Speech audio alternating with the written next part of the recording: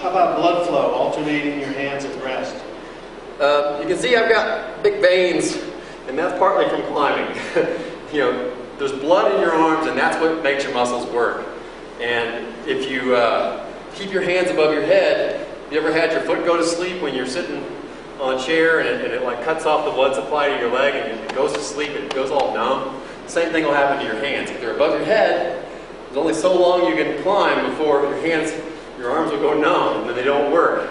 So as you're climbing, you'll see me when I'm tired, I'll shake my hands below the waist and then do the opposite like that. And that's a way of when your arms are tired, it'll make them kind of rejuvenate them, make them where you have more energy. How do you climb using big holds? If you have a big hold like this, we call that a jug. It's like a milk jug. Really easy to hang on to that. But you don't want to grip it really, really hard because that'll just make you tired. You can relax your hand around that and try to see how little force you need to hang on to that. I'm barely gripping it, you know, down to 3 fingers. And that's easier. Same thing for like a crimp hold. This is a smaller hold. I don't have to grip it like I'm trying to squeeze it. You can relax the palm and just use the fingers. Try to relax and use your legs instead. Flakes, layback, smearing, body geometry. If I wanted to climb this, if I were going to use this crack that you can't see back here, you know, I'm pushing my feet against the wall and my rear end has to come out from the wall in order to put enough pressure with my feet. You need to be aware of where your body is to push the weight into the wall. That was a little harder for me to explain. Yeah. How about undercling? When you get to one of those little roofs up there. Yeah. There's a hold up here like that, and if it's above my head like this and it's shaped like that, it's really hard to use until I stand up, and then it's easier. So the rule on those is if you come up to something you have to hold on to it like this, stand up really fast or it'll be hard to hang on to. How do you climb in cracks? How do you use these cracks? A crack like this that you can stick your fingers in, you put your fingers in the crack and then twist. Your fingers want to do that. And so what'll happen is as they twist, now I can hang on to it. And I'm not lifting myself with the crack. It's just keeping me from falling backwards. And so you can jam fingers and toes into the crack like this one and end up climbing the crack itself. And so, just like that. See? And see, that's a handhold. I just jammed my hand in there and then cupped it like that and it sticks in the crack. Okay? Body position on vertical climbs, turning one hip against the wall.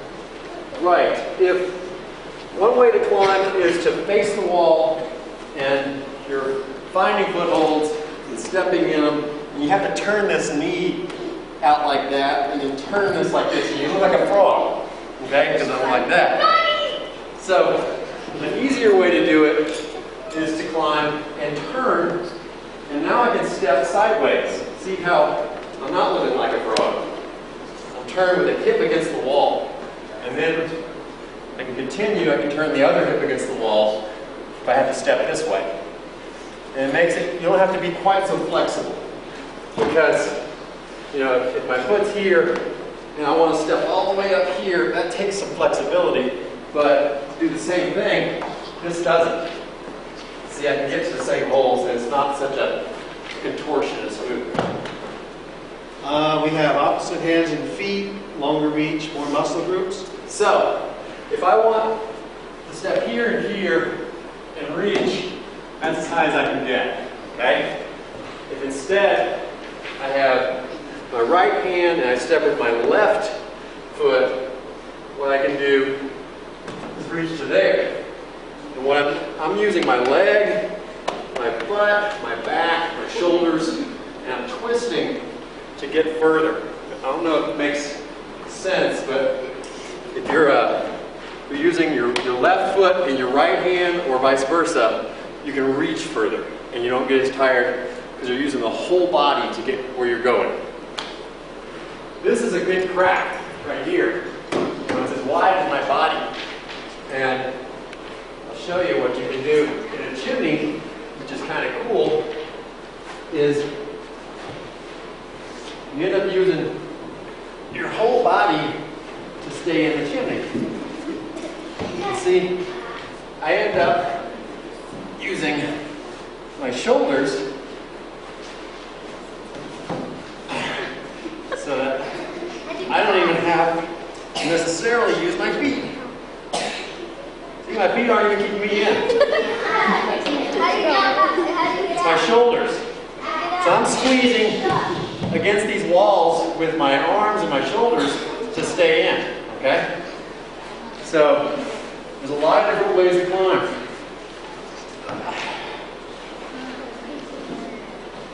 Let's go into Tai Chi, transferring your weight.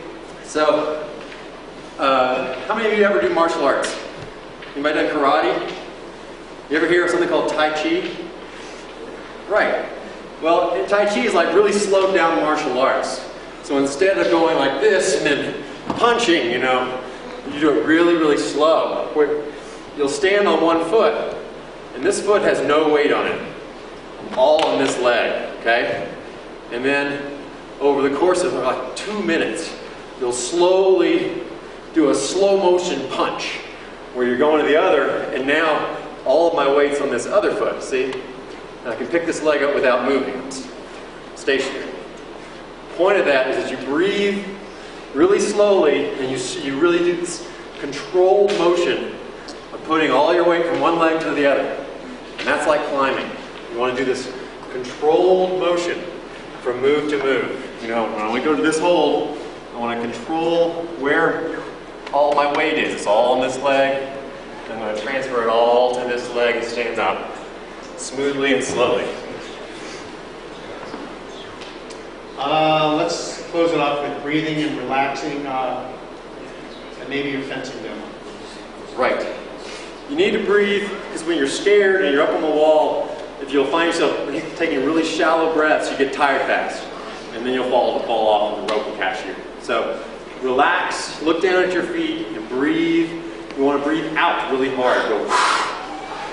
Because breathing in is going to happen naturally. So you want to breathe a little out when you're climbing. And keep the weight over your hips. I used to be a fencer where you would fence, you know, with a weapon, with a sword. But similar to climbing, you want to act like you've got a big bucket full of water and you're trying to carry it, you know, back and forth. I'm balanced. You know, I have the weight over both feet. Look like a little video game character. Okay? When you're climbing, you want to do the same thing. Have the weight on both feet and not do pull-ups. All right?